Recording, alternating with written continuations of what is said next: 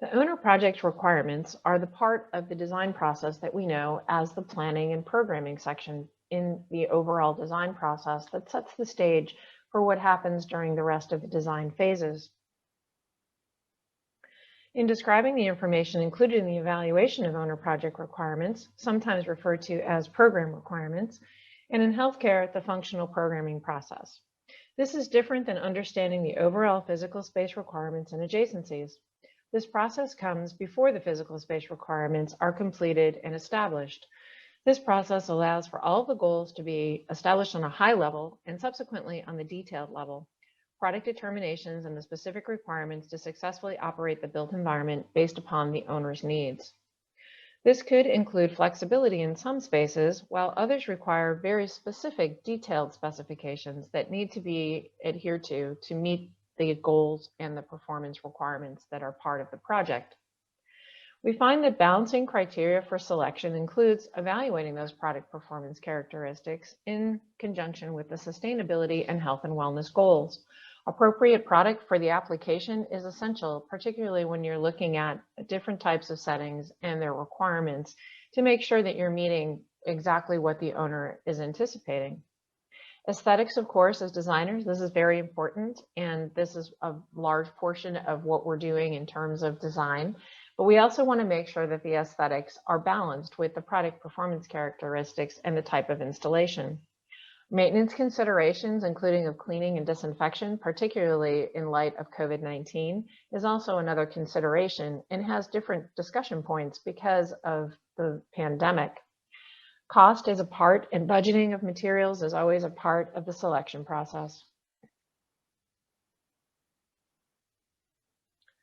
Owner project requirements will be different for a healthcare project that has different types of requirements for flooring.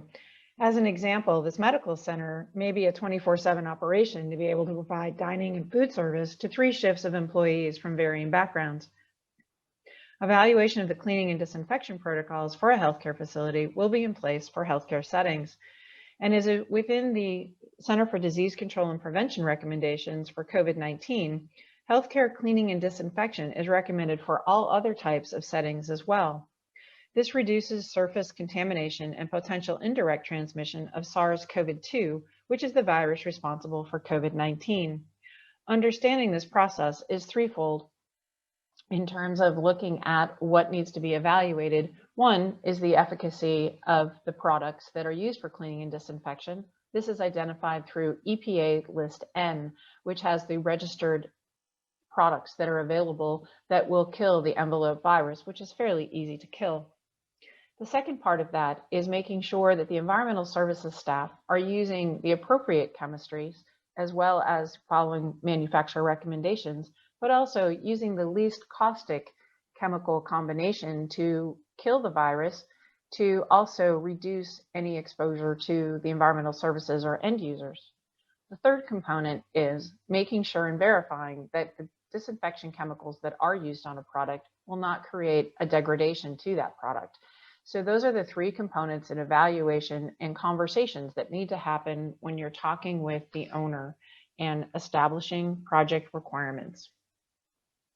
We compare this healthcare setting with the renovation of a historic structure in this church that has different requirements regarding use and aesthetic, as well as being able to be maintained as a high traffic space, but with intermittent building users versus a 24/7 application. The types of events range from smaller gatherings to larger celebrations, and depending upon humanitarian need, could be transformed into a space to sort food or supplies during an emergency, or in this case, the pandemic. So first, in terms of establishing your OPR, the creation of a multidisciplinary team approach is critical. Evaluating and including all the stakeholders provides an opportunity to glean information that will allow the design environment to support the functions and operations occurring in each space. At some points, the criteria may be at odds, such as certain aesthetic within a lobby, but the need to address high traffic issues in all types of weather conditions. This goes back to our balance of criteria information and the need to balance what you're asking and what the performance characteristics are of a product. These types of conversations happening at the beginning of the project brings about collaborative decision-making that framework can then carry through the overall project, and can result in meeting both goals once the stakeholders all understand the needs. So what are some of the questions that we would ask during operational programming is, do you have a standard developed for specifying flooring products? What is the wear layer based on the traffic level that's going to be utilized within a space? What is the desired aesthetic of the overall project? And how can we accomplish some of that through the specification of flooring products? And who are the end users of the product and the project? So in this case, with the educational side, yes, it's children, but it's also the staffing and the various administration, in addition to the teachers themselves. Additional questions include, what is the anticipated product service life? So what do we mean by that? The product service life is established in terms of how long the client is anticipating that that product is going to last within their space. And depending on the sector, also often depends on what the service life needs to be. So for example, in long-term care, which is one of our specialties in terms of design, when we evaluate that, we look at a product that could last between 10 and 15 years because senior living is a very tight budget focused industry because of the reimbursement rates. Whereas you look at healthcare, it may be a little bit shorter. It might be a 7 to 10 year, but then you also have the combination of that and looking at how frequently do you replace flooring products? Because other corporations may actually have a replacement schedule that isn't tied to the product service life like you would have in other settings. So this could be true in hospitality, this could be true in workplace, this could be true in other verticals. So when you're looking at that, you want to establish the length of time that that product is anticipated to hold up and be durable enough to perform correctly for the owner. One of the other questions that we talk about often with facilities folks is how much attic stock do you maintain for current project and for other projects? And not only the attic stock, but the type of product may indicate the type of storage that you have, how they're maintained, and how that attic stock needs to be stored so that you make sure that you have an adequate amount, but you also have the capability of being able to store it, tag it, and know where it is from an organizational perspective. So that's a good conversation to have with the facilities group. So receiving information and having dialogue with the environmental services technicians and management is also critical. If flooring types are specified that are different than those currently installed, or there isn't familiarity with the maintenance processes for different types of resilient flooring being specified, it is important to discuss and verify that the different types of maintenance needs can be provided for the different flooring types. For example, VCT differs from cleaning and disinfection from other materials such as vinyl sheet or cork or rubber flooring products, all of which have different maintenance processes. From a repair perspective, some materials may be easier to complete in-house repairs than others. That should be noted to have that conversation with the facilities group. This may impact the specifier's recommendations based upon the expectation of the owner and the related facility staff. So if there is any concerns in terms of maintenance or previous product installations, things that they've had issues with, you want to understand those so that you can solve those for the product. Additional questions include, do you have any transition issues between different flooring product types? And this often can be from carpet to LVT or from vinyl floorings resilient to resilient or to tile, but basically understanding if there's any issues ahead of time so you can start to talk about those and solve those issues through the design process. Establishing the budget for not just flooring but other finishes is really important so that you understand where your product service life has to meet the budget. And so those are all definitely questions that we would want to ask and discuss. You also want to ask about the project sustainable priorities and are you striving in terms of the client to achieve a certification from a green building rating system.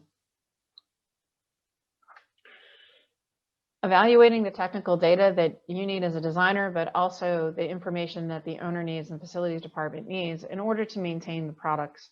So do you hire sustainable product certifications for flooring products? This could be like Floor Score, which addresses indoor air quality. It could also be NSF 332, which is the multi-attribute standard from NSF that includes various topics within sustainability, health and wellness, and social responsibility as part of the certification system from a multi-attribute perspective. This could include environmental product declarations. It could include health product declarations, and realizing that you want to understand what the product and the sustainability piece is in conjunction with and in evaluation with the performance of durability. Also looking at it, we cannot have the conversation without talking about COVID, and has COVID-19 created any additional considerations for the flooring specification for the owner? This could have to do with wayfinding. It could have to do with separating circulation. And these items may be temporary or they may be permanent. If they're going to be permanent in terms of rerouting people and evaluating things from a different perspective, because this may not be the last time and is anticipated not to be the last time that a pandemic could occur. So therefore, that conversation could actually impact how you specify, but also how you lay out and design your flooring products. I wanted to tie the owner project requirements also to the overall performance testing requirements.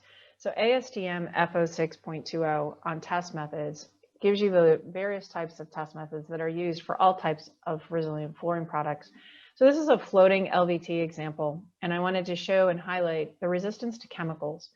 So the ASTM F925.13 standard test method for resistance to chemicals of resilient flooring is a test method that provides a procedure for determining the resistance of resilient floor covering to surface deterioration when exposed to various chemical reagents. This goes back to our third bullet point of understanding what happens to a surface when a chemical is applied to it. This test method is intended as a staining, not a staining test, nor as a method to judge surface and appearance restoration of the sample after exposure to the chemical reagent. So this provides, I know from the talking with the various technical advisory committee members of RFCI, Resilient Floor Covering Institute, that people have started looking at this in light of COVID-19, but also to better understand what chemistries can be used for cleaning and disinfection that can then be provided to the designer